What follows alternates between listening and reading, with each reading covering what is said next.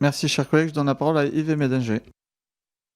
Oui, Monsieur le Président, mes chers collègues, Madame la rapporteure, il faut arrêter de stigmatiser la profession agricole au travers d'exemples certes inacceptables, mais tellement minoritaires et bien souvent sortis de leur contexte.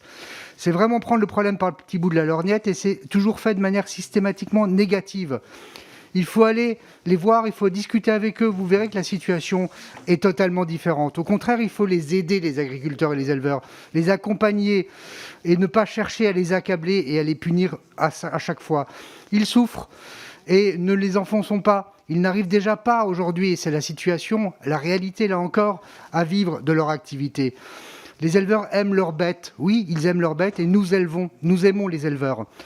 Eux, plus que tous, sont attachés à la préservation de la nature et du bien-être animal parce que c'est leur métier, parce qu'ils vivent de ça, parce qu'ils nous permettent de vivre de leur activité. Le vrai risque dans notre pays réside plutôt dans leur disparition et c'est cela qui doit prioritairement nous mobiliser. D'ailleurs, les discussions sur la PAC les inquiètent et on peut le comprendre, nous serons d'ailleurs vigilants.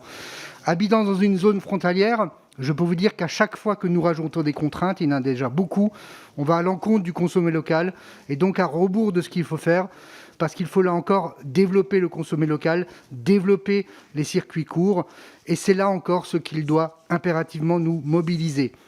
Réfléchissons plutôt ensemble sur le modèle agricole, les besoins actuels, les besoins futurs, sur le revenu agricole.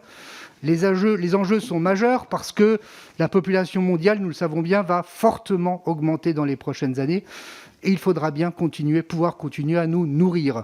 Ne nous détruisons pas ce qui fonctionne et qui fait la fierté de notre pays depuis tellement de générations et qui est le labeur, le travail de nos agriculteurs. C'est notre ADN de Français. Évidemment, je m'opposerai totalement à cette proposition de loi.